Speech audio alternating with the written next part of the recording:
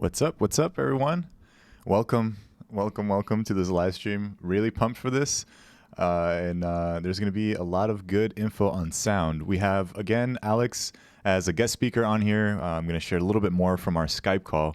So that's what we're in for today. Also, how to do a little something to get the hair out of the way. Had this little quick fix. I call this the palm tree look. I've been getting so many comments lately about my hair. Like, leave me alone. I'm trying to grow it out, right? It's not going to be perfect for quite some time, but that's all right. I'm going to be patient on that. So yeah, this is super exciting. We had a really long and insightful conversation on sound and all the little things that you can think about, even if you're not a professional sound designer like myself. I'm mainly direct. I'm into cinematography, all of the visuals. So you know, as visual storytellers, you need to get the full picture. And if you're doing things yourself, then you definitely need to know about sound, how to record it properly, but also, and more specifically to what we're going to be talking about today, how to lay it out in your timeline, how to get that nice cinematic sound design. And hopefully start seeing some people in the chat. Come say hi. Hopefully I'm not freezing too much. I'm seeing myself freeze, but yeah, if you're live, hopefully this isn't too painful. My internet is still not the best. But yeah, come say hi. Let me know where you're from and if you're experiencing any troubles watching this video. And yeah, it seems like we're dropping off a little bit here, but cool. We're going to go into it right away because the conversation is pretty insightful. So I just want to jump right into that and just really squeeze all that info out of Alex's brain because he has a lot to talk about and it's a lot of really, really good stuff. So that's what we're doing today. We're talking about sound design and let's jump into it.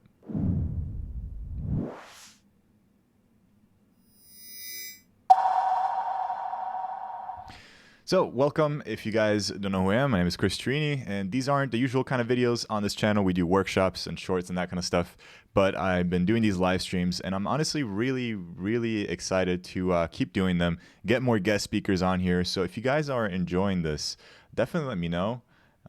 Nice. I'm seeing some people in the chat, some familiar faces, which is always nice to see. But yeah, so I'm really pumped for this.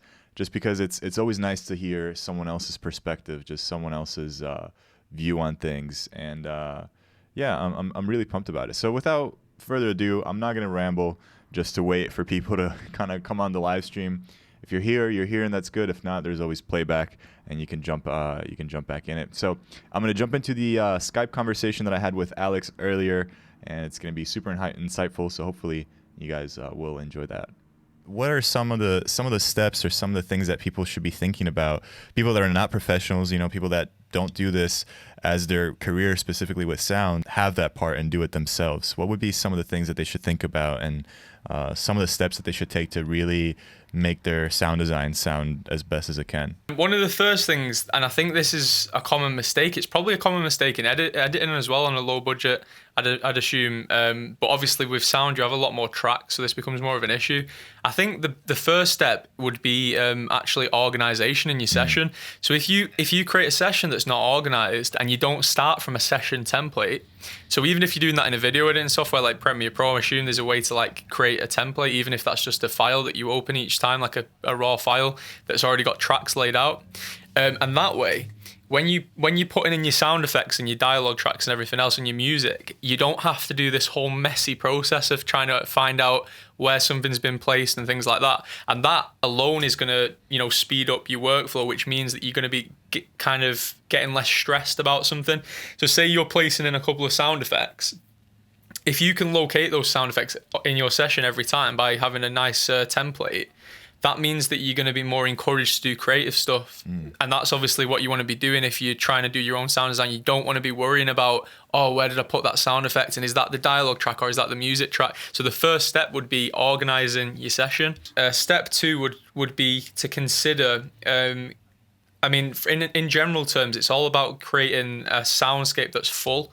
So in order to do that, you know, there's a lot of elements that come into it. And it's not just about matching what's on screen, it's about matching what's off screen as well. So as a beginner, the first thing you want to experiment with is layering. sounds. So, say for example, you're creating the ambience in your film, like the background tracks. You want to lay in a couple of stereo sound effects of like kind of like say you're outside, you want to have some wind, maybe some birds, maybe some kind of low rumbling wind. So you want to think about different kind of elements like high elements, mid elements, and low elements that kind of together combine and fill out that soundscape. And if you can create a soundscape that sounds full, that alone is going to elevate kind of the quality of your film or the perceived quality.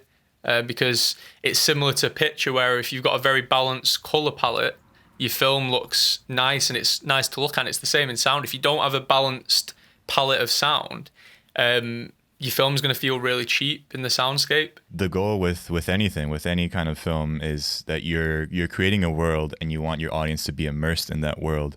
So you need to really think of what that actually means, because I think our ears and our brain does a really good job at kind of tuning things out in our daily life, and there's a lot more sounds that are actually happening that we don't even realize. If I have an outdoor scene in a specific area, I'll go for a walk there, and instead of having a conversation with a friend or thinking about work or whatever else, I start to really pay attention to what am I hearing. And if you switch your brain in that sort of way, you start to realize that the world actually throws a lot more information at you that you might think. And like you said, it's not just what you're seeing, but it's everything around there, and thinking in terms of how that all sets, again, this world, this tone, and how that supports the story. And from what you're saying there about when the example you gave where you go out to the park and you kind of listen to sounds, a lot of what happens in sound design, or the way I approach sound design, comes from what is actually innate in humans and why we hear things the way we hear things. And that's how I kind of approach the way I'm working. We've developed as humans like the need where we don't need to use our ears in the same way that we would have when we were hunter-gatherers. So the fact that your brain's able to kind of zone out the world and focus on your friend is because we've developed in civilization to a point where we value social systems more than we value our hearing for survival purposes. And that's why your brain's able to completely ignore everything around you, just focus on that dialogue that's happening. So it's important to backtrack there when you're approaching your film sound and forget the way that your brain perceives sound and think about how does it perceive it when you actually focus on it, because that's how an audience actually want to hear the sound. They don't want to hear it how it is in real life. They want to hear it how it is when you've not got any distractions and you just sat focusing and listening. Because remember that a film is hyper realistic in every way. The way an actor acts is generally quite hyper realistic. You wouldn't tell an actor to act necessarily exactly how they would in real life most of the time. And it's the same with sound. You got to think of it as more of a creative thing, and you got to think about the world as a separate world to the world that we're in. Where there's less rules, basically. You're kind of in control of the physics of the way that the sound interacts. To maybe, like you said, go out into a location and just don't have a distraction. Don't look at your phone. Don't look at anything. Maybe even close your eyes and just listen. Yeah. And that's probably what your audience want to be hearing. Yeah, and like you said, even with the hyperrealism of it all, it's going back to the example of an actor. Sometimes they might need to over-exaggerate certain expressions, kind of like the theater way of doing it, because you really want to drive in some emotional cues to the audience that you want to make sure they don't want to miss. And that can be the same for sound. I mean, you can create something that feels real, and again, that, like you said, that isn't necessarily real, but that just feels real. And then you can add cues in there once you've had them invested in it, and then you again continue. How can this story speak through the sound, and then adding little bits here and there like that, which I think can be really powerful. Yeah, it's kind of like you're saying, it's also a balance as well between some reality and some creativity and kind of hyperrealism. So you have to obviously get them hooked, like you said. But once you have them hooked and it's believable, then you can take it a step further. So say, for example, you're in a particular location, you will still to some extent need the sound of that location in there. But that doesn't mean that you can't start to add other things that maybe weren't present on the day of shooting, but are present in the world that you're trying to create. I think one of the challenging aspects of hearing maybe this way of thinking of it for the first time would be, okay, like how do I find that balance? Like how do I make, or even in terms of style, how do I make something stylistic that still fits the tone and mood of the story? How do I make it hyper real so I can maybe even guide the audience's ears in a certain way? And how do I keep it realistic so that it's still believable and I still keep that sort of suspension of disbelief in terms of sound? Like how do I find that that balance? There's quite a few ways. So one of the most common techniques, something that I do quite a lot, is instead of just going into a sound library and selecting a sound, think about the type of that sound that you want. So what I mean by that is anybody can go into a sound library and drag a sound effect called Wind '01 into their session and kind of cover an exterior scene with a little bit of wind. But you have to think about what is that wind saying about the film and about the scene. Is that wind saying that it doesn't want to be noticed and it is just kind of suspending reality, or does that wind want to be a creepier wind, like maybe a more whistly wind because there's I don't know, like a kind of a bad guy in the film about to approach the scene? Do we want to kind of create this mysterious vibe of a whistling wind, or do we want a super heavy wind that's giving us the impression that, you know, there's a big kind of, I don't know, weather kind of situation going on outside? So that's an example of how you would take reality and then choose different options of what reality you kind of want to give to the audience. Another common example would be the sound of animals. That's one of the ones that I use quite a lot. So depending on obviously the location of the film, if it's based in America, you've got a lot more options than British people have because we've got very limited wildlife here. So we can't just throw in, you know, a wolf or a bear like you can. But, you know, even with birds are one of the most common ones. So, you know, a lot of films, you'll hear them go into a forest and all you hear is tweet, tweet, tweet, tweet, tweet, tweet, and it's the same bird sounds. Some good sound designers would think, is there something I can say about this forest with the bird sounds? Do I want to be using owls? Is it a different time of day where there might be an owl? Do I want kind of, you know, a hawk to fly over? You know, there's all different things you can do with just animals in the background. Do I want to put in crows, which are usually associated with fear? Or negative connotations. So there's a lot of different, you know, options there, and all of those are possible, you know, in the realm of film and in the realm of reality. So that's what you've got to look at. What is possible in this world, and which possibility do I want to go with?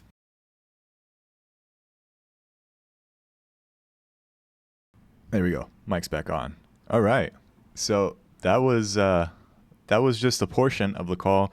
And that's most of it, honestly. We included a little bit of talking about communication in the previous live stream. So definitely check that out if you are collaborating with a sound designer or just really with anyone. We talk about communicating with creatives and all of that. So if you're interested in that good stuff, check out last live stream. And then tomorrow, or maybe Sunday, depending on how much time I have, I'm going to try to release the workshop episode about sound design, where there's going to be a little bit more of this conversation, and we're also going to show 2 scenes with 2 different variations of sound design, just to see how powerful that can really affect things. So that episode is going to be packed. It's actually, I'm editing it right now, and hopefully I can finish it on time, but it's coming out to be 35 minutes long, which is I'm a little concerned, just because that's the longest video, or I think it might be one of the longest videos that I've done.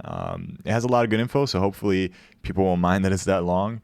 But I mean, if you're serious about sound design, then definitely check that one out. And of course, I have to shout out just how amazing the website for 344 Audio is. They have case studies on here, so you can really dive deeper into some of the work that they've done, and also, again, some of the thought process of how that work is done.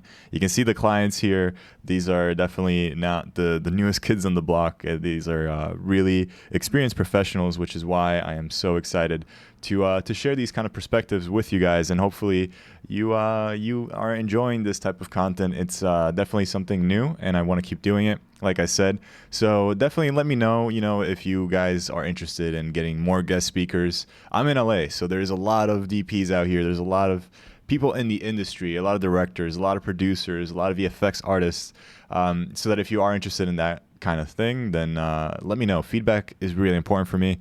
I want to definitely make content that you guys would actually enjoy to watch and learn from. So that's going to be really exciting. I can't wait for the main workshop episode because it's going to have a lot more info on sound design. So real quick, I'm going to just jump on the chat. I see a lot of people saying hello. Nice to see, again, some familiar faces. Eric, hey, Squad Time. Paranormal Hunters of New England. That's an interesting username. And I wonder what kind of videos you have. There's a lot of paranormal stuff going on in New England. I was in Connecticut for a bit, and it's a creepy state. A lot of creepy stuff happens.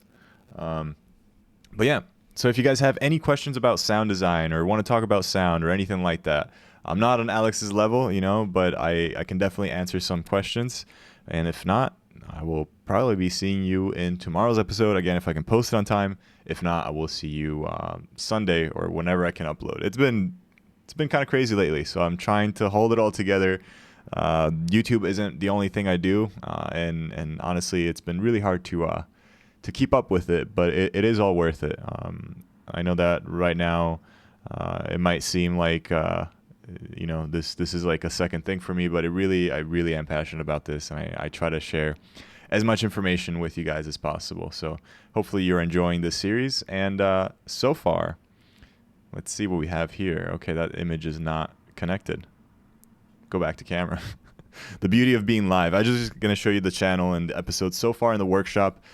We are halfway through the episode, and we have, I think, 2 or 3 more left, which is really exciting because then we're going to kick things off with something new, maybe VFX, maybe Photoshop. I don't know. Let me know what you guys want to watch next. But so far, this series has been really exciting. Not these live streams. I mean, these have been exciting too. But the main workshop episodes for editing on the channel have been really, really fun. And so far, the feedback has been really incredible. So thank you for that.